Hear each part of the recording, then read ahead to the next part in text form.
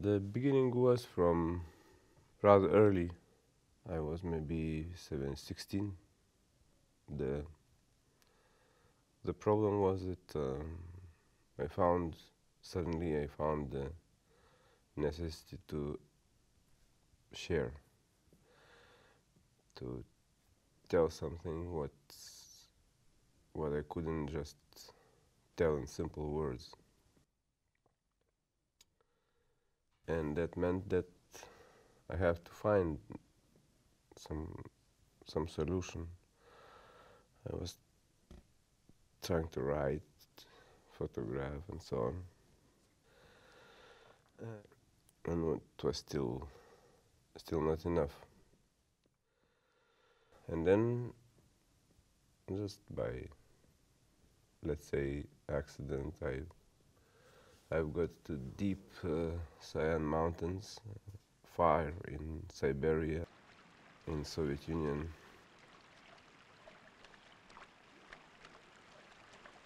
And there I saw a small nation which is now extinguished.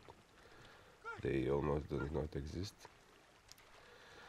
But a little bit, like few hundred people, they were still there, nomads, living in houses, what was not normal for them. They were all drunk off. I mean, they were alcoholics, and they're from the part of the world where people don't stand alcohol. It's like Indians in the United States. I've lived with them short time. And I don't know what happened, but there was enormous beauty of the surroundment of landscapes of nature, crazy beauty.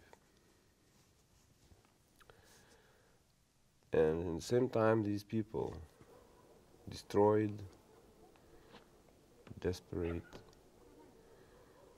disappearing.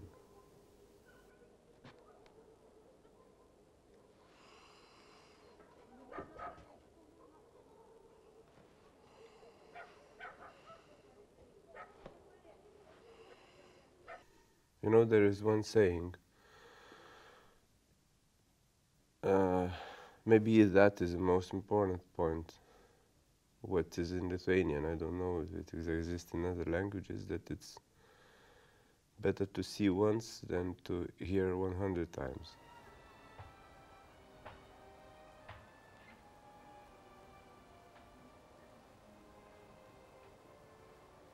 Of course, I didn't think about this saying, but then later I remember it. So it was the way to show, the way to share, the way to share the,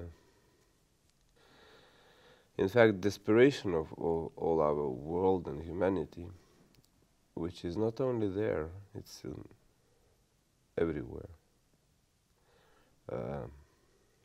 People try to fight with it. They try to hide it, but it's that short time we have on Earth, and we understand it, that's the problem. So that was the start, where I decided that I have to shoot it. And I came later, 2 years later, there, already with camera. We shot what we could, documentary film. It was not enough for me, and I came 10 years later with fewer of us, with a bigger crew, with a bigger money, with 35 millimeters camera. So I continued all my life with this work with films.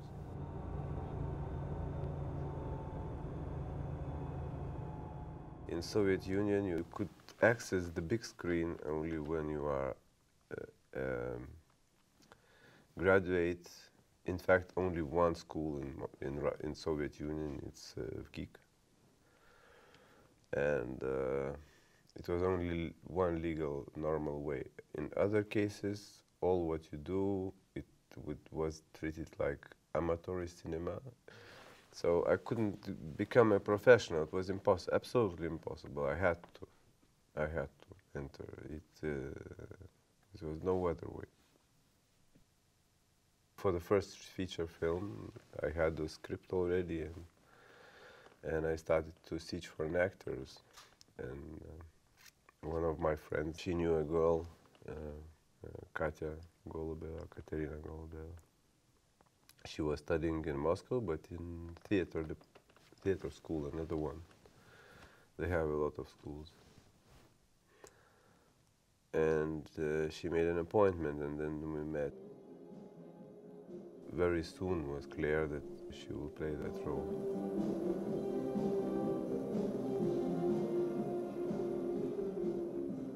First of all, it was absolutely necessary for me in the beginning to have my own studio, our own studio, because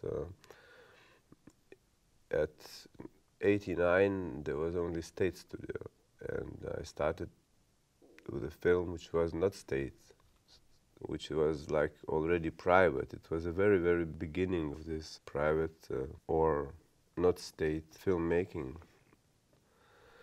So I needed to have a company which produces the film.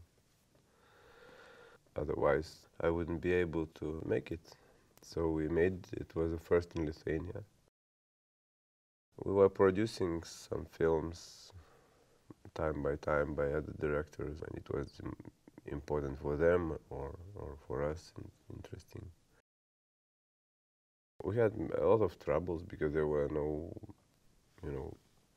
before there was nothing.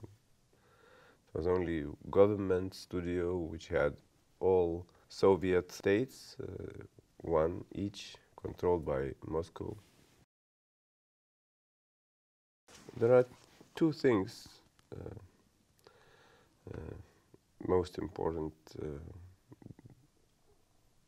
before you start the film. I mean, even start in your head or in your heart, I don't know. The start is always there, the very beginning. But then there are two things. It's who and where. I was trying to find places which has some kind of, so that they could become a hero. The place itself, which would be somehow in common. For me, photographing the places before shooting, the scouting, what you say, also casting, because I photographed during casting. It was the start of the film. Cinema has nothing else than image and sound, so both are important and both I work a lot, and it might be absolutely interesting and important scenes and so on, but if they're shot in the wrong way, you cannot access them, you cannot see. Camera is not our eyes, it's an absolutely different thing. We have a frame. Our eyes doesn't accept the frame, we accept thousands of small images. And it's absolutely different thing. Camera is an instrument to play with the image. First of all, it has its own rules, and also it has rules which you can invent and use it.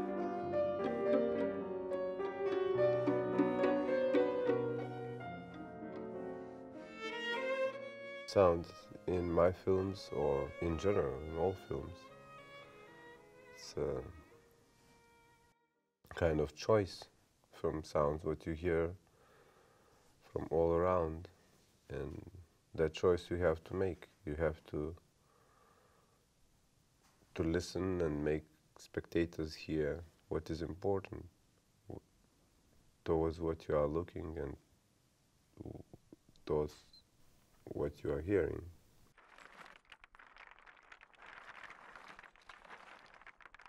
can't record everything around. Like you can't roll your camera around 180 all the time. You have to choose. Of course, it's not easy because you have all the world you can shoot, all the world you can record, but you have to choose. It was decided that I will play in the first film in 3 days. And we made tests, and everyone, I mean, not me only, but the crew and Katya and so on, they were very happy with this, with it, but I understood that it will be too much of problems, because there were really a lot of problems with everything, with financing, with studio, with Lithuanian situation in '91 and so on. So I thought that I can ruin the film if I will also go with the first feature to also be in acting, and I think I was right thinking that. So I changed the actor, but in the corridor my appearance was very natural.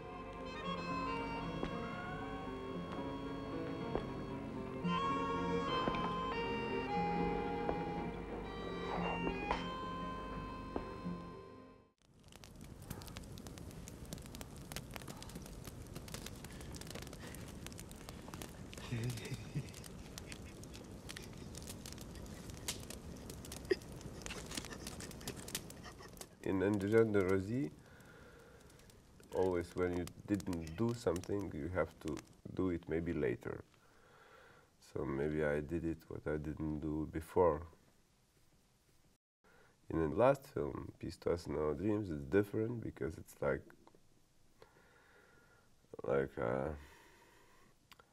I'm not much acting there. I'm just like like a tree, like a plant, and people are around.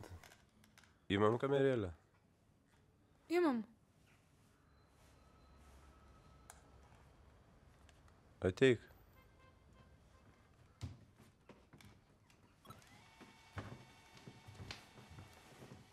Žiūrėk, radau.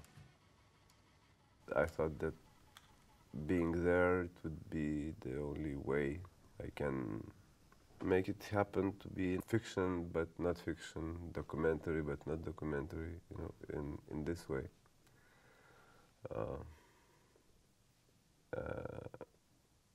I never liked acting.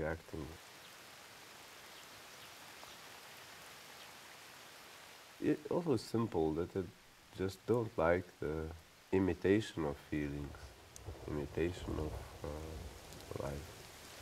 I'm trying not to be fake. Inspiration is life, and life is, we can say it's real, sometimes it's, and it's sometimes fake on the same time. Sometimes people lie and they say fake things, or sometimes we don't know, in fact, how much real the life, the situation around us is. It depends how you take it, how you look at it also, and how much is important for you, that what is happening around. But whatever you would do, you will have nature, people, you will have a kind of a little bit of a real world, and so it has to correspond somehow. People has to correspond, and I don't do it much on special purpose. I'm not a constructor. I'm more trying to get something what is real. It's better to say that I'm trying to record the past